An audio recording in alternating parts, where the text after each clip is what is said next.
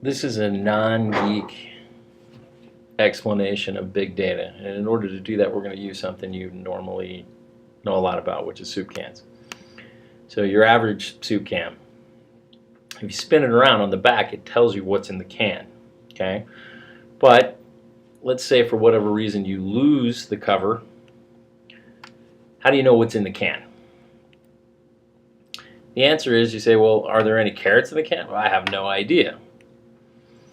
When you look at SQL, which is the structured query language for databases, the analogy is kind of the same. The user has to make some sort of a query to SQL, and SQL looks to see what's in the can. So essentially, you use some sort of tool, and it goes something like this. Select from can where content equals carrots. And if there are any, and you do a few more statements, you get something that looks like this. But what if there aren't?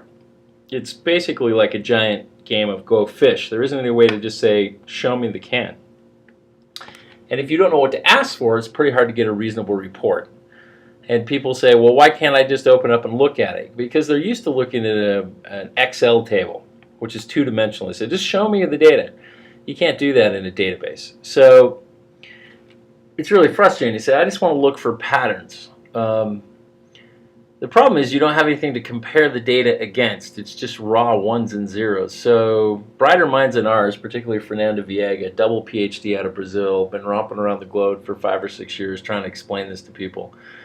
Her basic argument was big data doesn't refer to how big it is. It refers to whether or not it's manageable or usable. And she and a friend of hers started this hints.com, which is a project you can go look at where they've done all kinds of crazy stuff to try and illustrate normal people need tools. And one of them is where they just simply took famous pieces of art that had been scanned over the last 15 years in the internet and said, okay, what are the differences between each version of this, and showed graphically how different versions, and then you could mouse over and actually find out where this version was. It showed changes in skin tone and scans. It was kind of simple. Her most famous one is a place called the Wind Map. Hold on.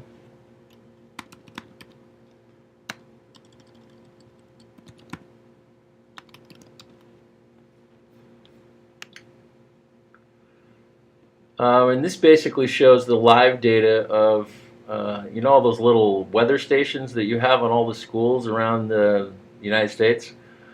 And you can basically, this is that data live being shown, and you can mouse over and it will tell you what's being reported.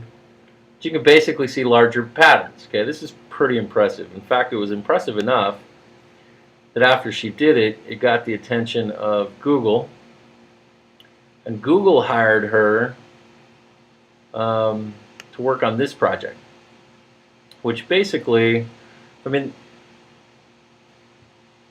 they didn't hire her to specifically work on this project. This is where she became famous.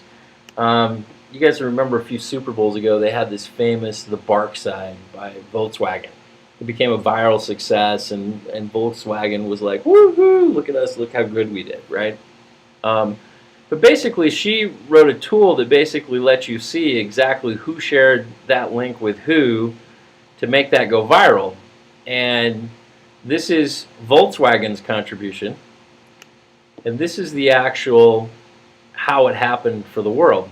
And if you look there, in case you missed it, that little circle is Volkswagen's. And as you can see, a guy named Chris basically is responsible for that, not Volkswagen. So she was able to analyze a lot of data, and you say, well, okay, I sort of get it, but I don't really get it. Can you give me another example? I think I can. This one's from a guy named Ben Schmidt, who was a doctoral student who was basically asked for a history lesson to plot some data he had, latitude and longitude, each day of journals of boat captains. Okay? And you can look this up on the internet, and he basically says this was boring data, I didn't really know what I'd do it, blah, blah, blah, blah, blah, but I started playing around.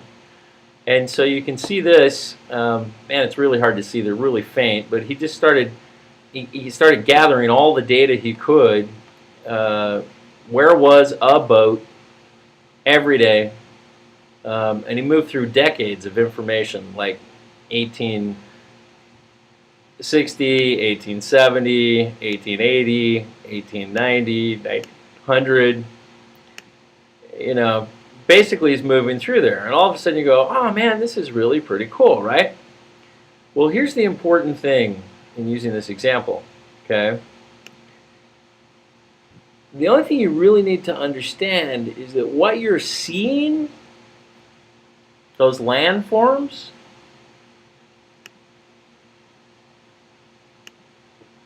what you see is all the places that you cannot drive a ship.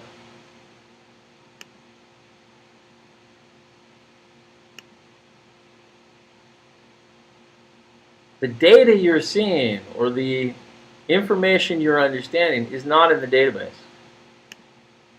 There are no dots in the white spaces. There is no data in the white spaces.